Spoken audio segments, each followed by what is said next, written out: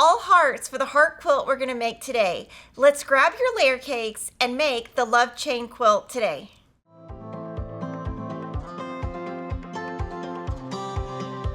Love Chains is a free pattern that's beginner friendly. All you need is one layer cake or 35 10-inch squares. You'll need a background, binding, and backing. Today for the layer cake, I'm using the XOXO collection by April Rosenthal and Moda, and I love it because it's got red, white, black, and it's got the Valentine theme that go with our hearts. And for the background, I am using 9900-98S, which is a silky Bella solid. You can't see it, but the silky Bellas have a smoother, silkier finish than the usual Bella solids. These hearts remind me of the paper Valentines we made back in grade school, and the beauty of this quilt is how they look all scattered. All we need to do is make big and small heart blocks and arrange them to form the chains, so let's get sewing.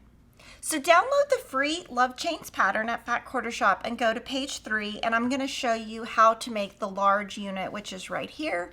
You're going to start with a fabric H rectangle, and you're going to take a fabric C square, and you're going to draw a line from corner to corner. I like to use the friction pen because when you use this pen, the ink will go away with heat. You're going to put this on the top left corner, and you can pin if you want. Stitch directly on the line. When you stitch on that line, it's going to look like this.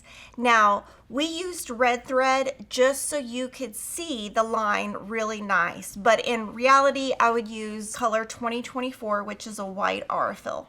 From there, you're going to trim a 1/4 inch away and press according to the pattern, and that is this part right here. Then from there, you're going to take another fabric C, put it on the top right, pin in place, and stitch. And then you will take a fabric B, and this one you definitely should pin.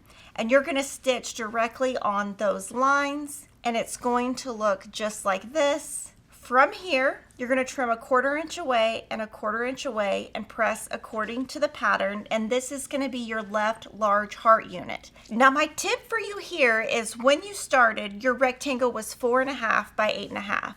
And what I like to do here is just check to make sure it's 4.5 by 8.5. And if there was anything excess, I would trim that off. So here we have our left unit. Now we're gonna make our right unit. So on this, I am taking another fabric H. I am doing a different color though, so I would recommend a different color. And at the top and the bottom, you're gonna add your fabric C, just the way you did over here. So that's exactly the same. The bottom is different. So you want to form that heart. So this one went diagonally this way. This one's going to go diagonally this way. You're going to do that same step and press according to the pattern so everything nests. And then you're going to put these two together, pin, and you will have this beautiful block that measures 8.5 by 8.5. And you're going to make 21 of these. And these are your large hearts. So we're going to move to our small heart units, and these are exactly the same except you have different fabrics. So we're going to start with the fabric I, fabric D, and fabric C.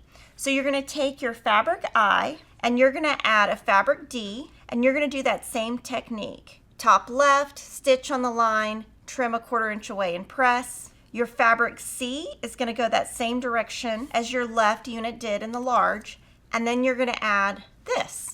And it is going to come out just like this. And again, you're going to want to press according to your pattern. This one should measure 2.5 by 4.5.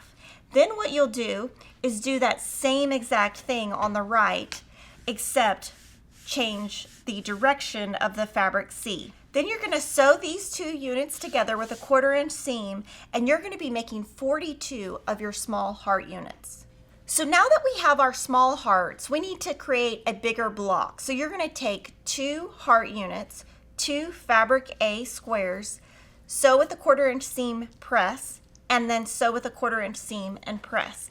And then when you're done, this is what your small heart block unit will look like. It's 8.5 inches square, and this is your large heart unit, which is 8.5 inch square. And when you're done, you're going to have 21 of each of them.